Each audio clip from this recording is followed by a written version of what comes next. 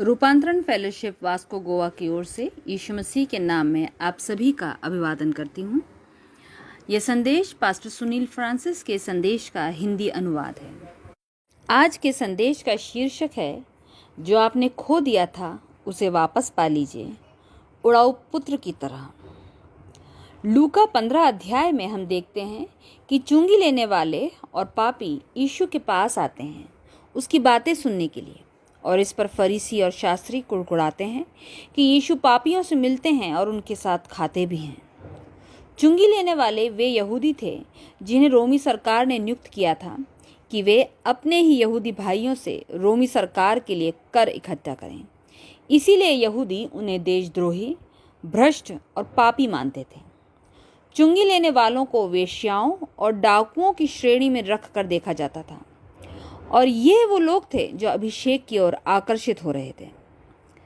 अभिषेक धर्मियों और संतों को नहीं, पर उन्हें आकर्षित करता है जो बंधनों में बंधे हुए हैं। यदि आप अभिषिक्त हैं तो आप उन्हें आकर्षित करेंगे जो अपनी समस्याओं से समाधान चाहते हैं, और आप आकर्षित करेंगे आलोचना को, उसके लिए जिसे आप लेकर चलते हैं, आपका अभिषेक। शास्त्रियों और फरीसियों की शिकायत यह थी कि यह मनुष्य यीशु पापियों को ग्रहण करता है। यीशु धर्मियों के लिए नहीं, पर बीमारों, ज़रूरतमंदों और टूटे हुए लोगों के लिए आया। आलोचक वे लोग हैं जो जानते हैं आप कौन हैं, पर उनके पास वो नहीं है जो आपके पास है। आपसे नफरत करने वाले आप कौन हैं इस कारण आपसे नफरत नहीं करते, पर आपके पास जो है उसके कारण वो आपसे नफरत करते हैं। उनमें भी वही काबिलियत है जो आप में है, पर उन्हें वो प्रतिफल नहीं मिलता जो आपको मिलता है, और इसके पीछे एक सरल सा कारण है। आप कभी भी एक अभिषिक्त व्यक्ति के साथ प्रतिस्पर्धा नहीं कर सकते, क्योंकि प्रतिस्पर्धा के लिए अभिषेक नहीं दिया जाता, पर अभिषेक दिया जाता है कार्य को पूरा करने के लिए, कार्य को संपन्न करने के लिए। अभिषेक एक व्यक्ति को बदल देता है।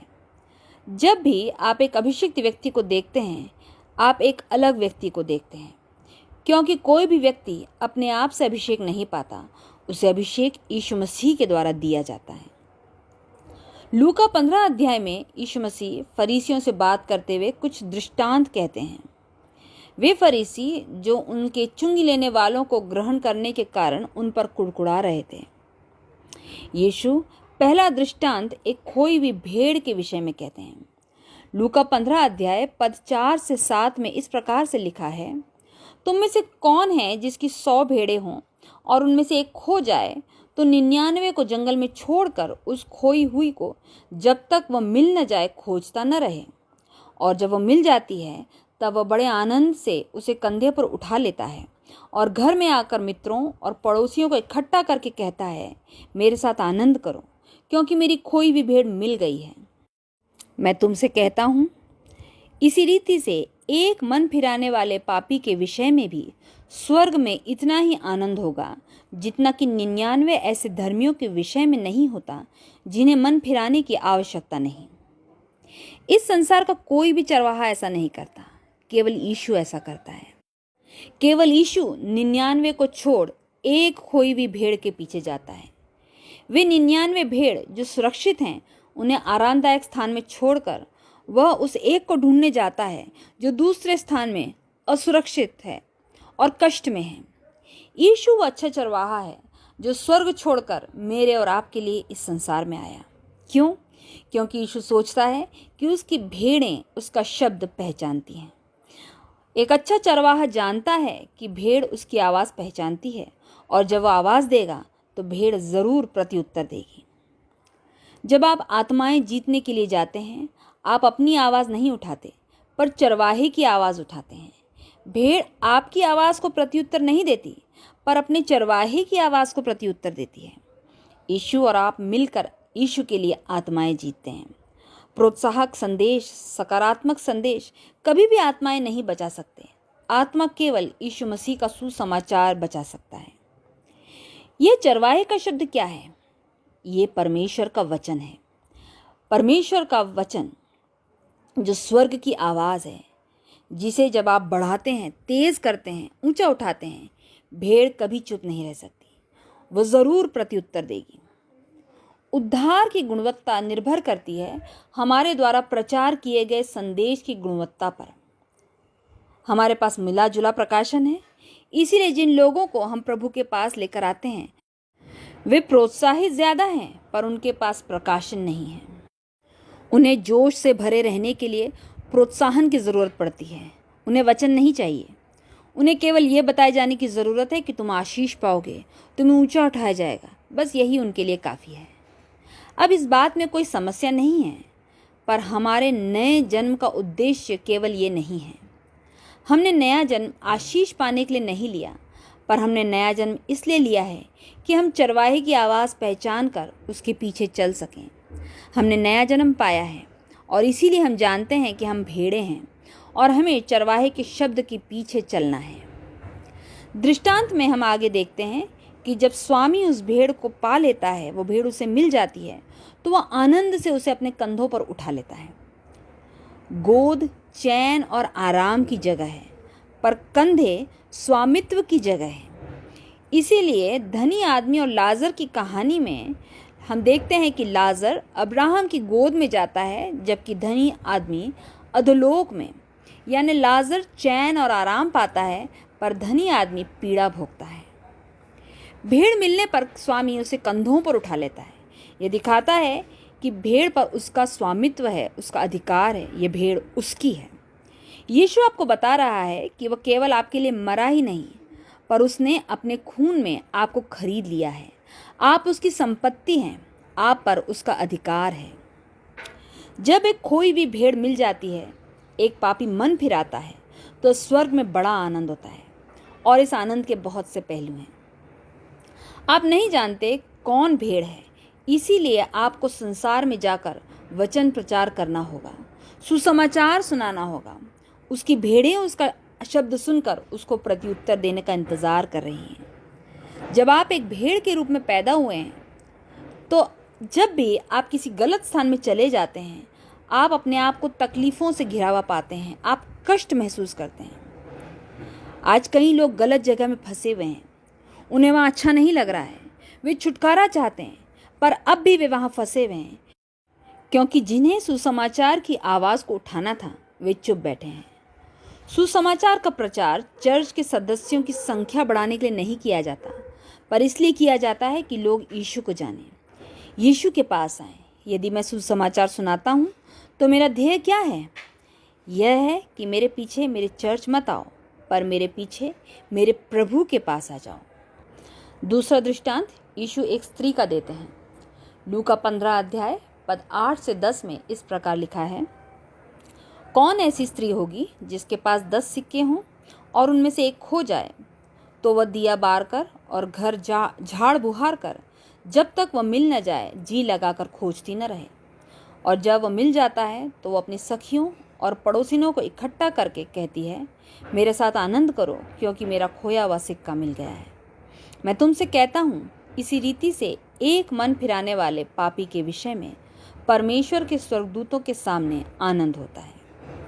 यहाँ एक रहस्यमयी स्त्री है जिसका एक सिक्का खो जाता है। यीशु संख्या को 99 से घटाकर 9 पर ले आए हैं। स्त्री के पास 10 सिक्के हैं। जब एक सिक्का खो जाता है, बचे 9 सिक्के उसके लिए अपनी कीमत खो देते हैं। अब इस स्त्री को उस एक खोए हुए सिक्के की ज़्यादा परवाह है। वो 9 सिक्कों को छोड़कर उस एक को ढूंढती है, क्योंकि 9 9 है, 9 कभी भी 10 नहीं हो सकता।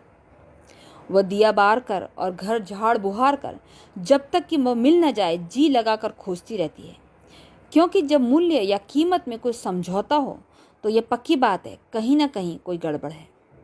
यह स्त्री चर्च है, कलीसिया है, क्योंकि कलीसिया यीशु की देह है और यीशु की देह आपके बिना अधूरी है। यदि आप यीशु की देह में से खो जाएं, हम सब अपना मूल्य खो देंगे। जब हम एक देह के रूप में इकट्ठे होते हैं तो हम में से हर एक कुछ न कुछ करने की कोशिश करता है, पर हम में से कोई भी अकेले अपने आप कुछ नहीं कर सकता। वह स्त्री सिक्का ढूंढने के लिए दिया जलाती है। दिया जलाने के लिए तेल की आवश्यकता पड़ती है और तेल पवित्र आत्मा को दिखाता है। जब हमारे पास पवित्र आत्मा है, हमारे पास प्रकाशन है और प्रकाश हमारी सहायता करेगा ये जानने के लिए कि आप वो खोया हुआ सिक्का कहाँ है।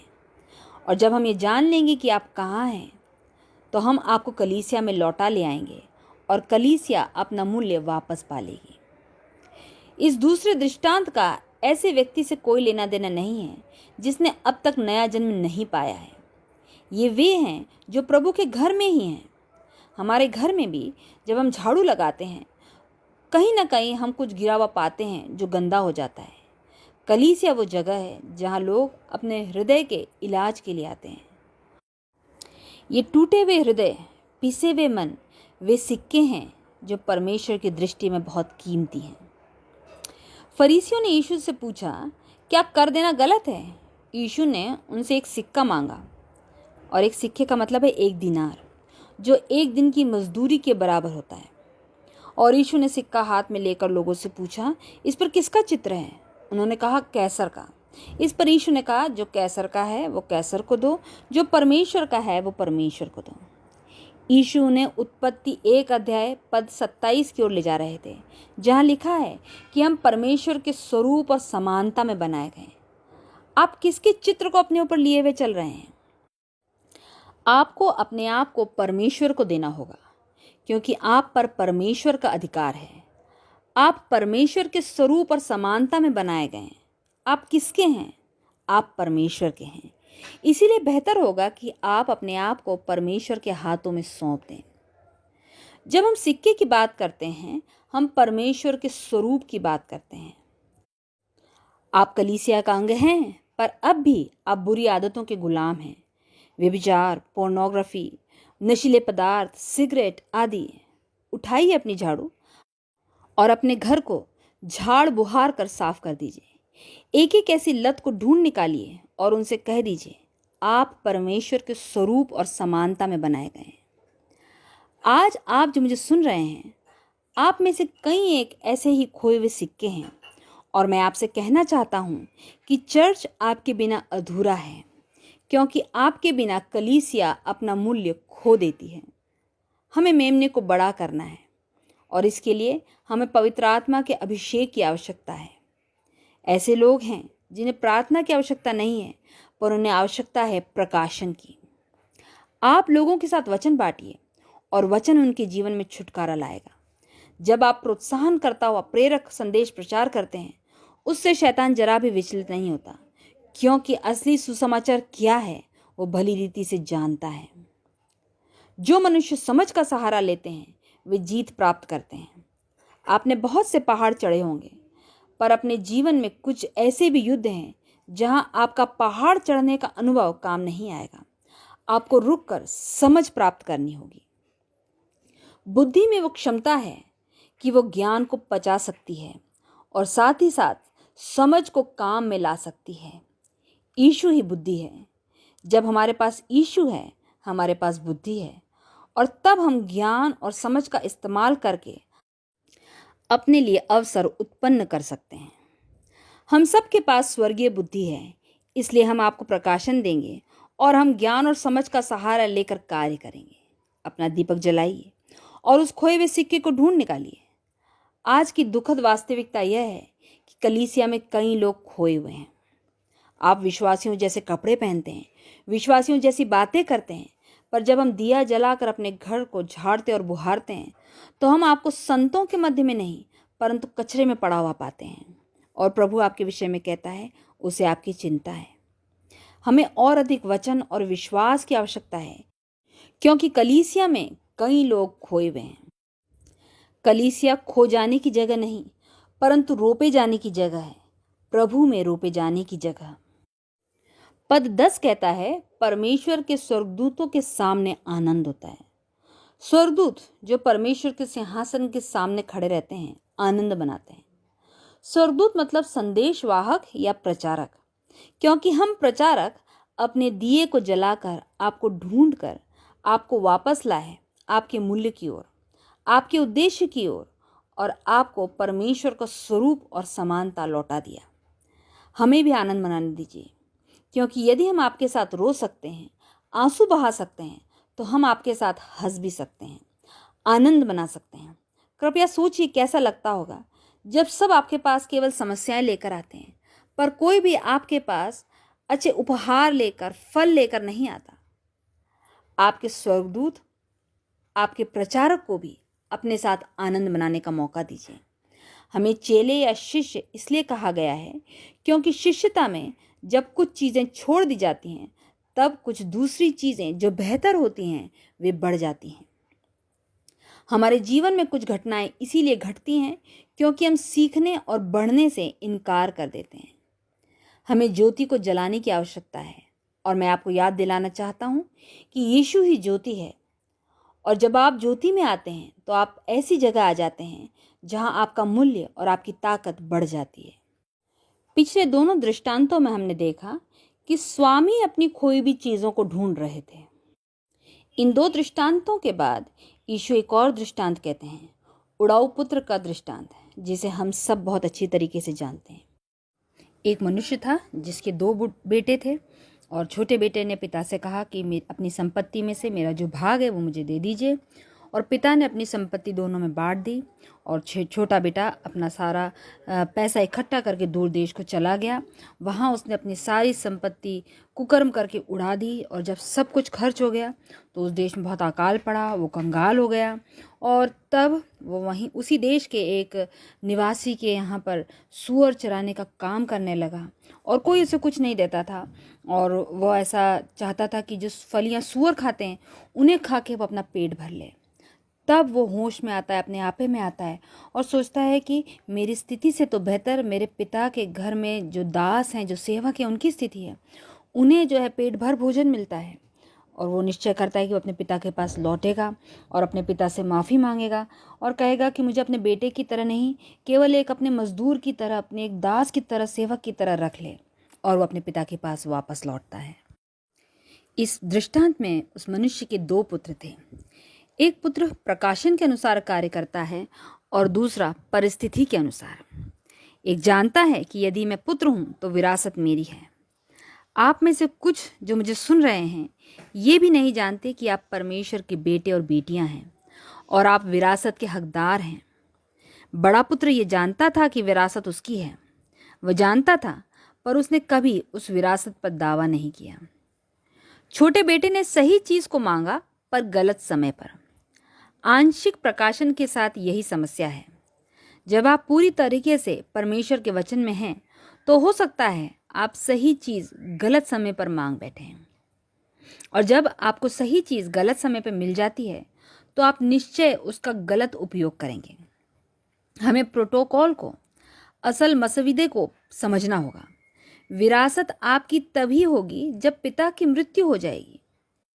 यहूदी परंपरा के अनुसार पिता के जीवित रहते उससे अपनी संपत्ति का भाग मांगना मतलब ये कहना कि तुम मेरे लिए मर चुके हो।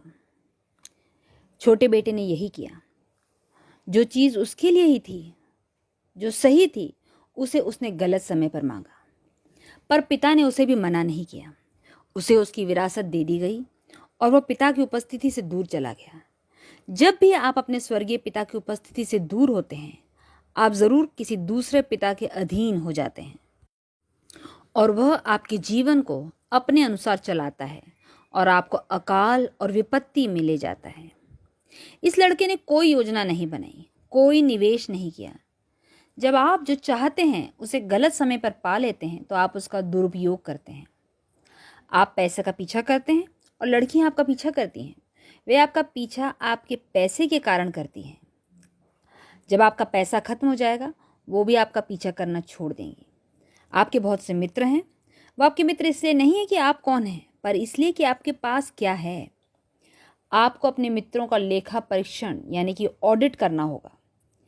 कितने वास्तविकता में आपके मित्र हैं? जब तक इस छोटे बेटे के पास पैसा था तब तक उसके बहुत से मित्र थे, पर जब पैसा खत्म हो गया सब ने उसे छोड़ दिया। छोटा बेटा अपने अकेलेपन में बिना दोस्तों के घर वापस लौटने की नहीं सोचता, पर वो काम ढूंढता है, और आखिरकार उसे एक काम मिलता है जो यहूदी संस्कृति के अनुसार एक घृणित कार्य है, बिल्कुल अस्वीकार्य, सूअरों को चराना। जब आप अपने पिता के घर से दूर हो जाते हैं, आपके जीवन पर आपका पिता नहीं कोई और अधिकार रखता है, और वह दूसरा जो आप पर अधिकार रखता है वह पिता नहीं है पर आपका स्वामी है। कभी भी एक स्वामी से यह अपेक्षा मत कीजिए कि वह अपने दास से अपने बेटे की तरह व्यवहार करेगा।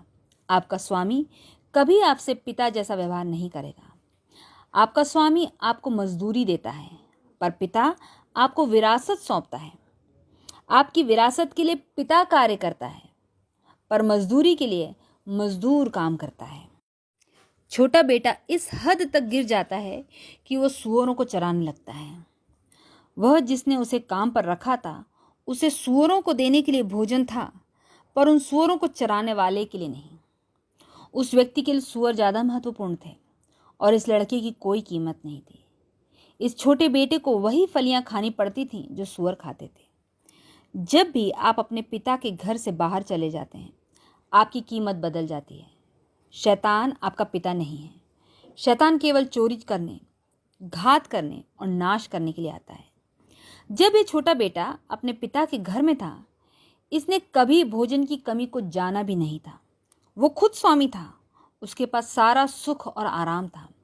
पर जब अपने पिता के घर से चला जाता है तब उसे पता चलता है कि पिता के घर से दूर कोई विशेषाधिकार नहीं है। अब वो पुत्र नहीं रहा पर गुलाम बन गया है, दास बन गया है।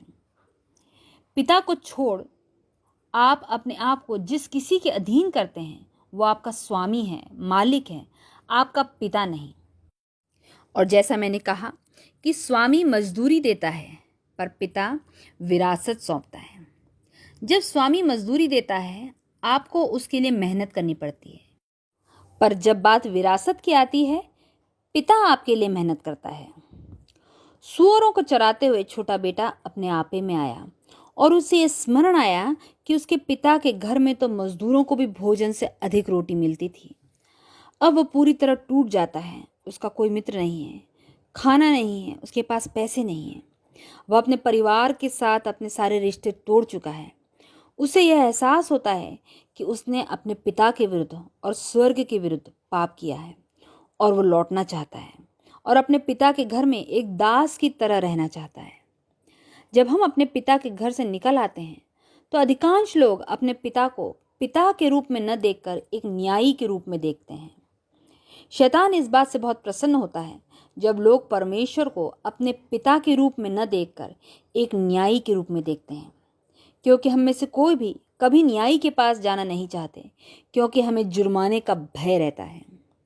पर आपको ये समझना चाहिए वह आपका पिता है। परमेश्वर आपका पिता है और एक पिता कभी भी अपनी संतान को अस्वीकार नहीं करता। यह लड़का एक दास के रूप में अपने घर लौटने की बात सोचने लगा। उसके दिमाग में दास की मानसिकता आ चुकी थी। कई लोग कलीसिया में भी दास की तरह आते हैं। मेरी बात ध्यान से सुनिए। उड़ाऊ पुत्र स्वयं पिता के पास लौटा, पर पिछले दोनों दृष्टांतों में परमेश्वर स्वयं खोई हुई भेड़ और खोए हुए सिक्के को ढूंढने के लिए गया। जब आदम गिरा वह हवा के पीछे गया। परमेश्वर उन दोनों के पीछे नहीं गया। परमेश्वर ने अपने पुत्र को भेजा कि हम वापस लौट सकें। आप सच्चाई को जानते हैं। आप घर छोड़कर आए हैं, आपको घर वापस लौटना होगा। आपका पिता आपका इंतजार कर रहा है। यह लड़का जब घर लौटता है वो पहचान में भी नहीं आ रहा है। हम लोगों को देखते हैं, नकली बाल, मेकअप आदि। वह अपने आप को पसंद नहीं करते हैं, इसलिए जिसे वो सुंदर समझते हैं ऐसी आकृति में अपने आप को ढाल लेते हैं। पर खूबसूरती सैलून से बढ़कर है। खूबसूरती इसमें है जब सांत्वना देने वाला आपके टूटे हुए, चोट खाए हृदय को शांति दे दे। जब यीशु आता है, आपको गले लगाता है और आपसे कहता है वो आपसे प्रेम करता है। जब वह घर लौट रहा था पिता ने दूर से उसे देखा। पिता आपके लौटने का इंतजार कर रहा है। जब आप वापस लौटते हैं तब भी वह आपका पिता है, न्यायी नहीं। जो पहला काम पिता ने किया वो यह था कि उसने अपने बेटे को दूर से देखा और वो उसकी ओर दौड़ा। वह केवल अपने बेटे के लौटने का इंतजार कर रहा था। उसने अपने बेटे को सत्य का मार्ग सिखाया था और वो जानता था कि उसका बेटा उस मार्ग को कभी भूल नहीं सकता। वो उसे चूमता है, उस पर अपना प्रेम प्रदर्शित करता है। पिता कहता है तू एक दास की तरह लौटा है, पर मैं एक पुत्र की तरह तुझे गले लगाता हूँ। और पुत्र इस बात पर आश्चर्य कर रहा है क्यों पिता उससे कुछ कह नहीं रहा है, उसे डांट नहीं रहा है। हम में से अधिकांश लोग परमेश्वर को एक पिता के रूप में नहीं पर एक न्यायी के रूप में देखते हैं। पर जब पिता उसे चूमता है, ये इस बात का चिन्ह था कि तू अब भी मेरा बेटा है। अपने गुलामी के वस्त्रों को उतार फेंकिए और आदर के वस्त्रों को फिर से ले लीजिए। परमेश्वर आपका पैसा नहीं चाहता, वह आपसे एक संबंध चाहता है। उड़ाऊ पुत्र वापस लौटा एक टूटे हृदय और पश्चातापी आत्मा के साथ। वो खुद को देखता है और कहता है, मैंने सब कुछ पूरी तरीके से खराब कर दिया है। अब पिताजी, आप जैसा चाहें मेरे साथ व्यवहार करिए, पर यदि मैं गिरता हूँ तो मुझे अपनी बाहों में गिरने दीजिए, और यदि मैं आपकी उपस्थिति में न रहूं तो मैं आपकी बाहों में नहीं गिर सकता। वह आता है और अपनी गलती स्वीकार करता है। समस्या तब पेश आती है जब लोग अपनी गलती को स्वीकार करना नहीं चाहते। जो गड़बड़ी वो करते हैं उसकी जिम्मेदारी वो नहीं लेना चाहते। उठिए, जो परिस्थितियां आपने स्वयं बिगाड़ ली हैं उनमें से बाहर निकलिए, उनकी जिम्मेदारी लीजिए और अपने पिता के पास लौट आइए। हर बात में शैतान को बलि का बकरा बनाने में हम निपुण हैं। आज की त्रासदी यह है कि कलीसिया में कपट की आत्मा है।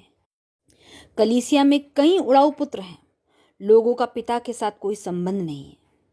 जब उड़ाऊ पुत्र लौट आता है, पिता न केवल उसे बाहों में लेकर चूमता है पर अपने सेवक को बुलाकर उसे अपने बेटे के लिए अच्छे से अच्छा वस्त्र लाने के लिए कहता है। वह सेवक जो पुत्र के लिए वस्त्र लाने के लिए गया, वो उड़ाऊ पुत्र के वस्त्र लेकर नहीं आया, पर वो पिता का सबसे अच्छा वस्त्र लेकर आया। क्योंकि जब यह पुत्र गया था तो अपना सब कुछ अपने साथ ले गया था। यशाया 61 उसके 10 पद में प्रभु का वचन कहता है, मैं यहोवा के कारण अति आनंदित होऊंगा, मेरा प्राण परमेश्वर के कारण मगन रहेगा, क्योंकि उसने मुझे उद्धार के वस्त्र पहनाए और धर्म की चादर ऐसे ओढ़ा दी है जैसे दूल्हा फूलों की माला से अपने आप को सजाता और दुल्हन अपने गहनों से अपना श्रृंगार करती है। जब हम उसके पास लौटते हैं तो हमारा परमेश्वर पिता हमें उद्धार का वस्त्र पहनाता है। फिर पिता कहता है, इसके हाथ में अंगूठी पहनाओ। यहूदी संस्कृति में अंगूठी का बहुत महत्व है। यह अधिकार की बहाली को दिखाता है। एस्तर की किताब में हम देखते हैं, राजा शेयश्र हामान को अपनी अंगूठी देता है जो उसके अधिकार का चिन्ह थी। उत्पत्ति 42 उसके 42 पद में यूसुफ को राजकीय वस्त्र और अंगूठी दिए जाते हैं जो अधिकार का चिन्ह थे। न केवल पिता अपने बेटे को गले लगाता है, पर बेटे के रूप में वो उसके अधिकार को फिर से बहाल कर देता है, जिसका मतलब है कि अब इस घर में तुम्हारा पूरा अधिकार है। जो तुम कहोगे वो नियम होगा। जैसे पिता के वैसे ही पुत्र के शब्दों में भी अधिकार है। पिता कहता है, इसके पैरों में जूतियां पहनाओ। जूतियां भी बेटा होने का चिन्ह है, क्योंकि दासों के पास जूतियां नहीं होती। दास नंगे पैर चलते थे, पर बेटे जूतियां पहनते थे। तो दास की तरह वापस लौटा था, पर मैं तुझे पूरी तरह से बेटे के तौर पर बहाल करता हूं। फिर पिता कहता है, पला हुआ बछड़ा लाकर मारो ताकि हम खाएं और आनंद मनाएं। साधारणतया पारिवारिक भोज के लिए भेड़ को मारा जाता था, पर जब पूरे गांव के लिए भोज किया जाता था तब बछड़े को मारा जाता था। जब आप विश्वास में पीछे हटते हैं तब परमेश्वर का पूरा घराना दुख उठाता है और पूरा परिवार आपके विरुद्ध बोलता है। पिता क्या कर रहा है?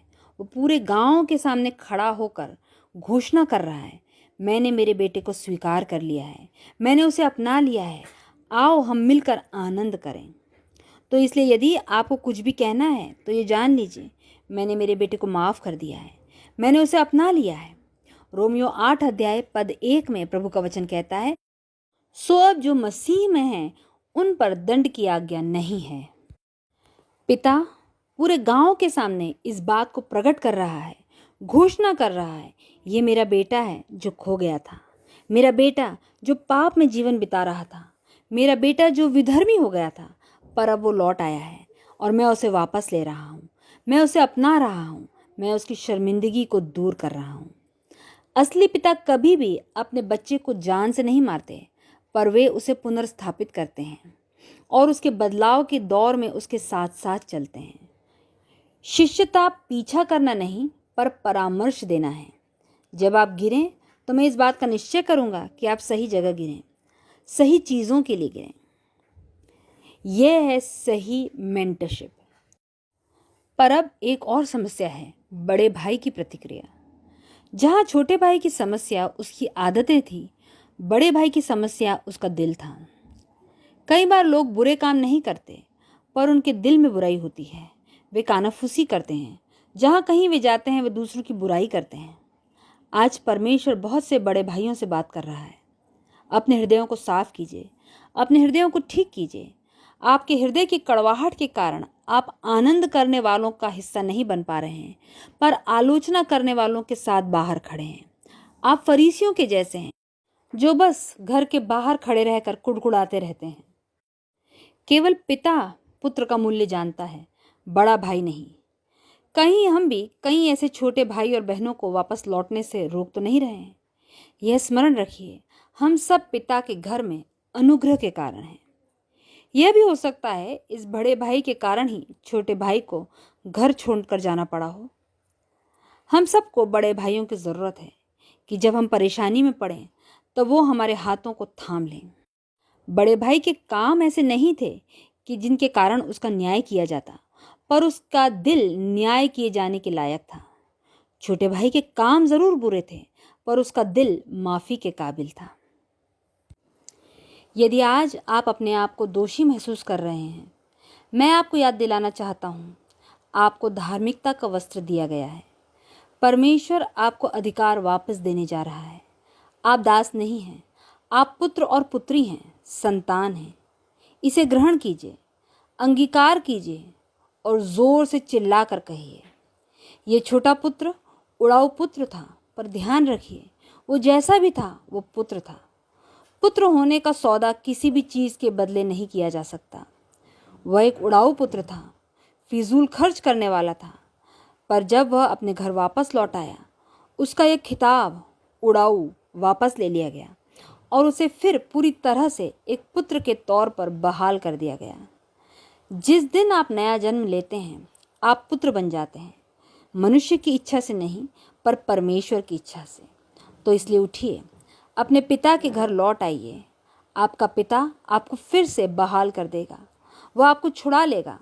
वह आपके नंगेपन को उद्धार और धार्मिकता के वस्त्रों से ढांप देगा। वह आपको संभाल लेगा। आइए हम प्रार्थना में अपने सिरों को झुकाएं। सर्वशक्तिमान पिता परमेश्वर, हम आपसे प्रार्थना करते हैं कि आज आप इस वचन के सुनने वालों की सहायता कीजिए कि वे अपने आप को पहचान सकें। यदि कोई खोई भेड़ या खोए सिक्के की तरह है, तो पिता आप स्वयं उसे ढूंढ निकालें। और यदि कोई उड़ाऊ पुत्र की तरह आपसे दूर चला गया है, तो पिता होने दीजिए वह अपने आपे में लौट आए और आपके पास लौट आए। यदि कोई अपनी कड़वाहट और कठोरता के कारण आनंद से दूर है, तो पिता आप सहायता कीजिए कि वो अपने हृदय की कड़वाहट और कठोरता को भूलकर आपके आनंद में सहभागी हो सके। पिता, इस संदेश के सुनने वाले सभी भाई बहनों को आप आशीष दीजिए। यीशु मसीह के नाम में, आमीन।